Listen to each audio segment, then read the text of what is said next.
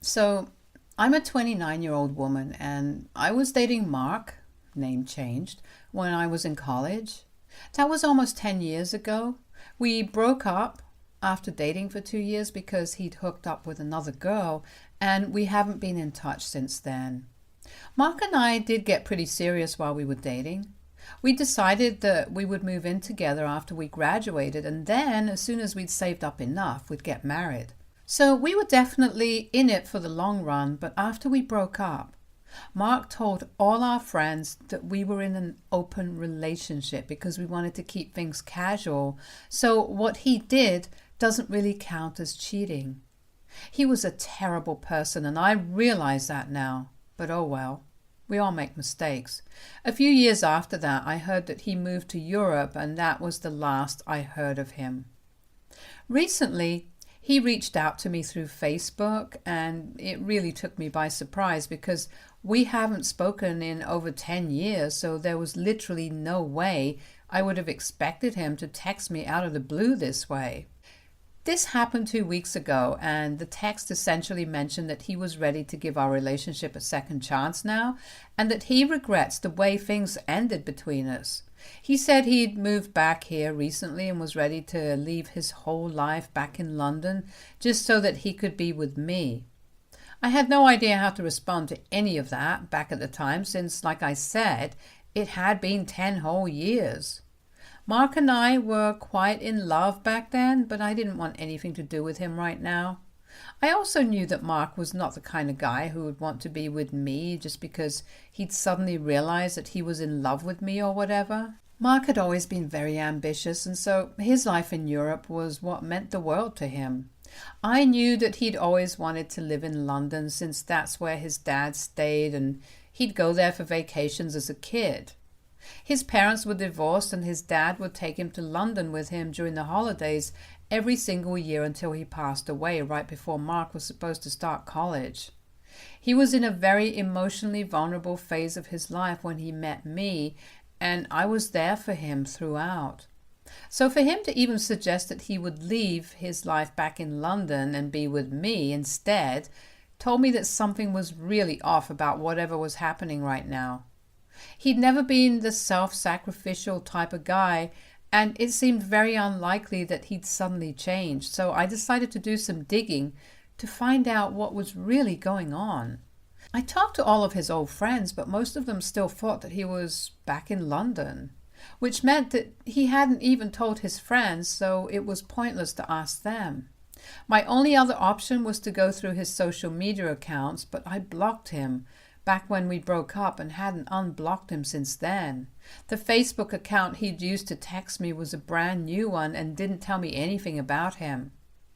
I asked some friends of mine to go through his photos and stuff on Facebook, but even there, I couldn't find anything suspicious.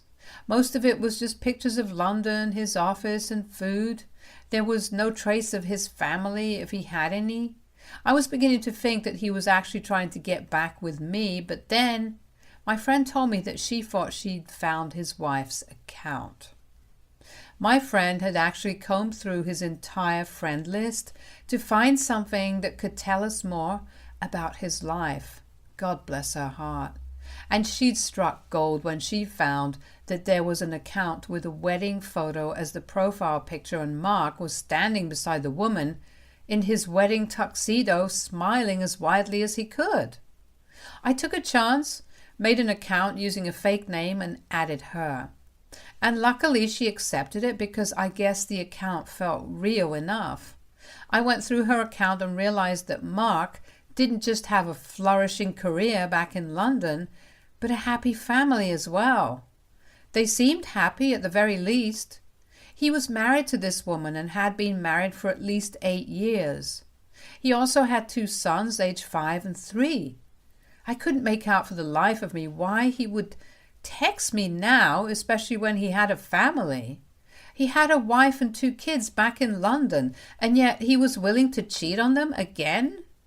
It didn't even seem as if they were in the middle of a divorce or whatever, because his wife had been posting family photos of them even when I found her account. So his wife certainly had no idea. Things just continued to get more and more confusing the more I thought about it, so I decided to respond to his message instead and just meet him, hoping that at least that would give me some answers. I responded to his message 3 days after he'd sent it and said that I was ready to meet him, so he set a date for a week later and added that he was still very much in love with me. He told me he was glad that I was coming back to him because with each other is where we belonged, and then he told me something that finally helped me make sense of everything. He asked me to bring the bracelet that he'd gifted me on our first anniversary. It was studded with green stones all over it and was a beautiful bracelet. He hadn't told me much about it except to the fact that his mother had given that to him for his special one. So we were definitely serious. I finally realized that this was the reason he was here, to retrieve it.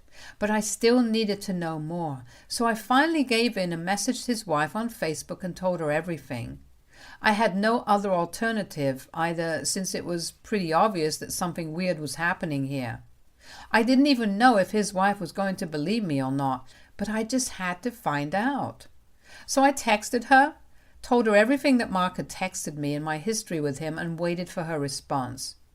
I didn't think she was going to get back to me because I was texting her through a fake account, so why would she even take me seriously? But she did, surprisingly. She got back to me and told me that she was ready to believe me, but she needed proof. So I sent her some old photos of me and Mark back from when we were in college, where it was pretty apparent that we were in a relationship. I also told her things that only people close to Mark would know so that she'd know I wasn't bluffing, and only then did she finally believe me. We exchanged numbers so that we could talk, and I finally got to know what was going on. Mark's wife, Eva, was actually the girl who he'd been cheating on me with back when we were in college. She'd moved here for a few years, but she was originally from London, and I guess that's what attracted him to her. She had no idea that he was already in a relationship when she started seeing him. And up until now, she didn't know about me even though she'd had her doubts. More recently, she found out from her mother-in-law, Mark's mom, about the bracelet. Apparently, the green stones are real emeralds and are of great value. His mother happened to mention it to her while they were talking and said that she'd given it to him after Mark's father's death so he could give it to whoever he decided to marry, just to cheer him up. But then she didn't know where it was now since Mark claims that he lost it. So when she brought it up with Mark, they got into a bit of a fight, and without resolving it, he left for what he said was a business trip back home. She'd suspected that there were some things that Mark was hiding from her, and of late, those suspicions had been getting stronger, which is why she'd responded to my text in the first place. He was definitely here to get that bracelet back so that he'd finally have some answers to Eva's questions. I think he'd either been too embarrassed to be caught cheating, or maybe he just hadn't known the value of the bracelet back then, which is why he hadn't asked me to return it, and even I hadn't thought much of it since I had no idea those were real emeralds. I did keep it with me, thankfully, but it wasn't kept aside safely, and I'd just keep it in my box of college stuff that I had. So as soon as I learned about it, I dug that up and have kept it with me ever since. I know he's here to take that bracelet back because that's the only tangible thing that links us together. And if his wife were to find out about it, she'd divorce him, and that'd be the end of his life in London, since she was the one who brought him with her so that he could work at her uncle's company. His entire life was based on his wife never getting to know about his past relationship, but unfortunately, it was too late for him to save his marriage now. Both Eva and I knew the truth about him, and I felt awful for her because the poor girl had given him everything he needed, and it still wasn't enough for him. He'd been ready to cheat on her just to get that bracelet back. It was kind of ironic that he was willing to cheat to actually save his marriage and the life he'd built for himself. I myself wasn't very emotionally invested in the situation since Mark and I had ended 10 years ago, but I felt really bad for Eva. The woman had called me and cried for 20 minutes after we'd uncovered the truth, and I didn't even know what to say to her. I'd been through this with Mark when he cheated on me, but this was 10 times worse. She had kids with this man, for God's sakes. I can't even imagine how awful she must have felt when she found out. If it was bad enough to make her cry in front of the woman her husband had been involved with earlier, then, well, I'd say it was pretty freaking bad. I just couldn't bring myself to accept the fact that Mark was hurting another woman for his own selfish reasons. All the pain and betrayal I'd suppressed 10 years back began to come back to the surface, and I decided to convince Eva to fly down here to give Mark the shock of his life. He deserved it, after all. He'd ruined the poor woman's life just like he'd tried to ruin my life all those years ago, and so I told her that she needed to fly down here as soon as she could so that she could confront her scumbag husband. It took a little effort, but I finally managed to convince her that this would be worth it, and 2 days before my date with Mark, she landed up at my house. It was strange to see the woman Mark had cheated on me with after a whole decade, but I'd made my peace with it, and now it was time to teach this horrible man a lesson for whatever he's been up to. So I was as warm and welcoming as possible and tried to comfort her. She ended up telling me a lot about Mark as well. She admitted that she'd always had a nagging feeling that he didn't really love her and was more attracted to the fact that she was from London. His mother would have been really hurt if he just decided to move on his own, so he needed an excuse, and Eva was exactly what he needed. He wasn't very expressive about his love, and even when he was with the kids, she felt as if he wasn't very connected to his own family. She tried her best to trust him and believe him when he said that he loved her and his kids, but honestly, it felt like he just liked being the vice president of a company in London, just like his dad used to be. I'd always known how Mark was really attached to London and his dad and how much he admired the man, but I don't think his dad would have liked the way he got to the position he is in now, through lies and manipulation. It's just sad that he felt the need to do all of this. He could have been honest with his mother and could have actually worked hard to get to that sort of position instead of just relying on his wife's connections. But that's Mark for you. He never had any morals or ethics, and seems like he never developed any later on in life either. But I'm glad that at least Eva was aware of how he was using her now. So we decided that I'd speak to Mark and ask him the time and place of our date, and then Eva would be the one who shows up. I'd be out there waiting for her, though, just in case Mark flips out on her or whatever. It's unlikely, since his entire life is based on her forgiveness and kindness, but there's no telling what a man like him is capable of. We're supposed to meet tomorrow, and I'm having last-minute jitters because I know literally none of this is my business. I know Mark and I used to date, but it's been over a decade since that, and now I'm ruining his life and possibly his kids as well because of what I'm about to do. I don't know if this is just me being irrationally anxious or whatever, but I just want to make sure that I'm in the right here. AITA for trying to ruin my ex's marriage and life 10 years after our breakup because he got in touch with me recently? Update 1. We did it. It was crazy and I have so much to share.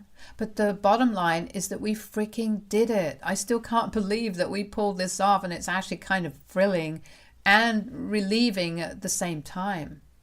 I finally feel like I got the closure I deserved 10 years ago, and of course, I saved Eva from spending a couple more years in a toxic and loveless marriage, so that's a bonus as well. But before coming to what happened, I'll just answer a few questions that most of you seem to have. How did I find out that he was cheating? One of my friends sent me a picture of him at a football game with his arms around another girl, the same football game that he refused to go with me to since he was very sick. So that was the end of our 2-year relationship. I sent him that picture, dumped him through text, and never spoke to him again. That's it. As for the bracelet, I really don't know why his mother didn't tell him about the emeralds earlier. It seems like a really important detail to have missed out on, but his mother's a strange person. She's always been sort of eccentric, and I hate to say it, but I don't think she's all there, which was a major part of the reason why Mark was so desperate to get away from her in the first place. But lucky for us, his mother didn't reveal the thing about the emeralds until now. Also, I must have forgotten to mention this, but the reason we waited to meet for 1 whole week was because I'd requested it. That was not his decision to make. These were the things that most of you wanted to know about, so I'm hoping all the questions are answered now. Coming to what actually happened, we drove to the restaurant that he'd picked, and I could see him sitting in there through the window, working on his laptop. I sent Eva in, and as soon as she entered and he looked up, I saw his face drop, and even on the outside it looked hilarious. I could barely hear a thing, but I saw them arguing where he looked really apologetic and Eva was totally chewing him out. After a few minutes, she threw the coffee he'd ordered right at his face and walked out while he spluttered and struggled to wipe his face, while Eva came back out, sat in the car, and we left. I didn't hear much of the confrontation, but it was like watching a silent film, and honestly, it was the best damn film I've ever watched. Of course, Eva told me what went down after we got home, and I can't imagine Mark having the audacity to actually defend himself after this crap. When she walked in, his first instinct was to ask her why she was there and try to gaslight her into believing that she was being too nosy and he wasn't even doing anything wrong. I don't know how he has the audacity to say any of that after what he's done, but as soon as he tried to defend himself, Eva lost it, and like I said, she schooled him. The first thing she's going to do once she gets back to London is file for a divorce and full custody of her children. I've also given her all the proof that I could accumulate, and I'm hoping that it actually helps her. I haven't received any text or call from Mark yet, so I'm guessing that he knows that I was involved, because otherwise Eva literally never would have found out. I'm hoping that he stays away from us after this, because I really don't need any more drama. This has been enough adrenaline for a lifetime. Also, thanks for being so kind to me and asking me to be safe. The messages were really sweet, you guys. Update 2. LOL. Eva is supposed to fly back to London tomorrow, and Mark just texted her a huge apology claiming that he's realized his mistake and feels like he should have been honest with her from the get-go instead of trying to cover up his lies like an idiot. I'm glad he realizes that now, but I think it's a bit too late for that. Neither of us thinks he's being honest even now, because his text just reeks of desperation. Nowhere did he mention that he doesn't want to lose custody of his kids, but he did say that he doesn't want to start from scratch regarding his career. He tried to defend his involvement with me, saying that the only reason he'd even reached out to me was so that he could get that bracelet back to its rightful owner. So technically, whatever he did was just to save his marriage. It was kind of pathetic to watch him struggle so hard just so that he could continue to live the luxurious lifestyle that he'd grown accustomed to without even bothering to care about the people he's been hurting. I mean, hurting your wife on purpose is one thing. She's an adult and she can take life's knocks, but hurting your own kids? That's just unforgivable, and I really am happy that I went through with my plan and did what I did. He'd broken my heart once, and it had taken me a really long time to recover from that, so I'm glad that I didn't let him carry on with this any further than he already had. He deserves the worst, and there's nothing worse than having it all and then losing it because of a single bad decision, and he's going to realize that now.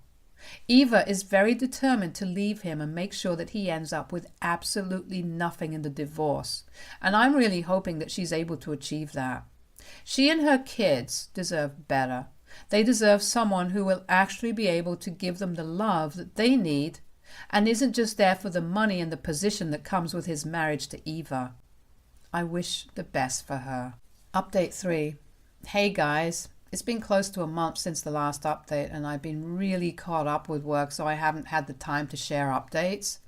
Anyway, a few days after Eva left, Mark texted me yet again and accused me of being a jealous and resentful B-word who ruined his life just because I couldn't stand the fact that I was more successful than him.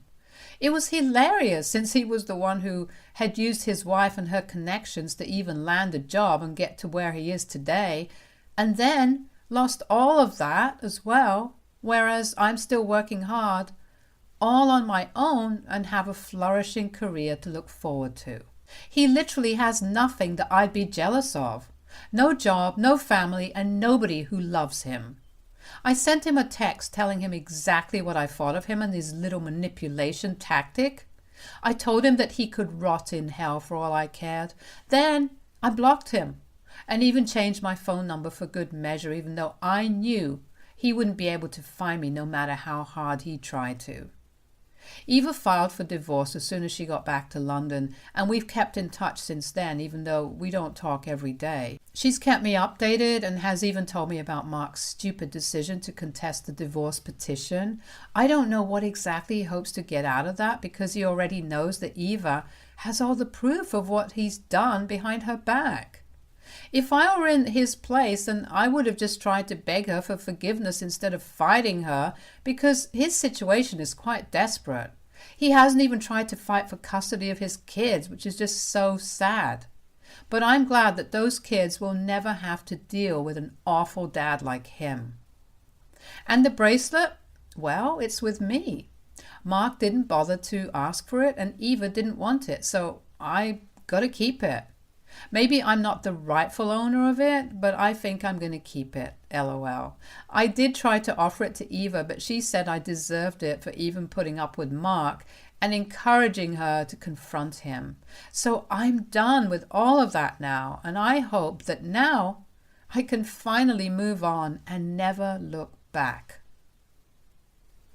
Stay tuned for more stories from our girl